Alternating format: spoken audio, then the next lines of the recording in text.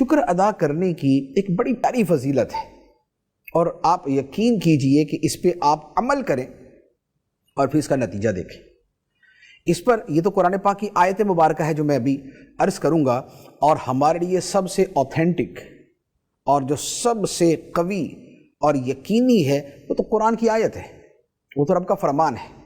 لیکن میں جدا گانا آپ کو عرض کرتا ہوں کہ اس موضوع پر باقاعدہ ماہرین نفسیات نے کتابیں لکھی ہیں، دنیا کی بڑی بڑی معروف کتابیں اس موضوع پر ہیں۔ ابھی چند دن پہلے میں نے ایک کتاب پڑھی، اور وہ پوری کتاب کہ جس میں اس چیز کو بار بار بیان کیا گیا تھا، اس کا جو نتیجہ نکلتا تھا وہ وہی تھا جو اللہ تعالیٰ نے قرآن کی اس آیت میں بیان فرمایا۔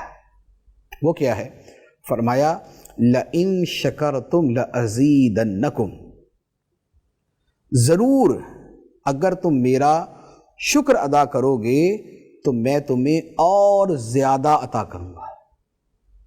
اگر اللہ کی نعمتوں کا شکر ادا کیا جائے گا اللہ تعالیٰ اور زیادہ عطا فرمائے گا۔ تو گویا شکر کیا ہے؟ اپنی نعمتوں کی بقا، اپنی نعمتوں کی حفاظت، انہیں ضائع ہونے سے بچنا، ان نعمتوں کے خاتمے سے انہیں محفوظ کرنا، اور اپنی نعمتوں میں اضافہ کرنے کا ذریعہ ہے کہ اللہ تعالیٰ کا شکر ادا کیا جائے۔ اور یہ حقیقت ہے کہ جس نے اس پر عمل کیا اس کے ساتھ واقعتاً ایسا معاملہ ہوا۔ جو قدم قدم پہ شکر کرنے والے تھے، خدا کی تائید بھی قدم قدم پہ ان کے ساتھ تھی۔ جو تھوڑے پر بھی خدا کا شکر ادا کرنے والے تھے، اللہ تعالیٰ نے کو بہت عطا فرما دیا۔ جو تھوڑے پر بھی خدا کا شکر ادا کرنے والے تھے، اللہ تعالیٰ نے اس تھوڑے کے اندر بھی برکت پیدا فرما دی، وہ تھوڑا بھی ان کے لیے کافی ہو گیا۔ اور جو زیادہ پہ ناشکری کرنے والے تھے، ان کے دل کو حرص و طمع سے بھر دیا گیا، ان کے دل کو قناعت سے خالی کر دیا گیا، اس میں بے سکونی ڈال دی گئی۔ آپ دیکھیں، آپ اپنے دائیں بائیں غور کریں کہ جو زیادہ مال والا ہے وہ زیادہ مال کا اور طلبگار ہوتا ہے، یعنی وہ مال کے پیچھے اور بھاگنے والا ہوتا ہے۔ کیوں؟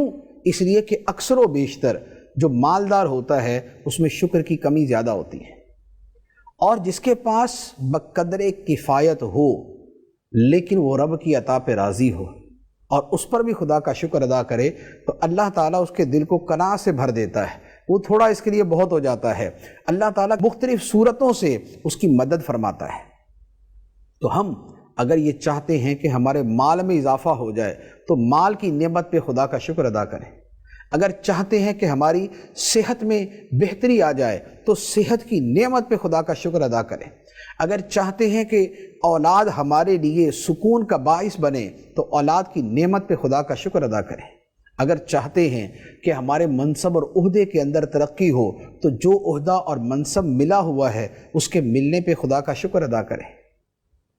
آپ جب جگہ جگہ شکر ادا کریں گے تو یقین کریں کہ کائنات میں ایسا سرکل چلتا ہے کہ چیزیں گھوم کے آپ کے پاس آتی ہیں، چیزیں گھوم کے آپ کے پاس آتی ہیں۔ تو اگر تم شکر ادا کرو گے تو میں تمہیں اور زیادہ عطا کروں گا۔ تو یہ اپنی نعمتوں میں اضافے کا ایک بڑا خوبصورت طریقہ ہے۔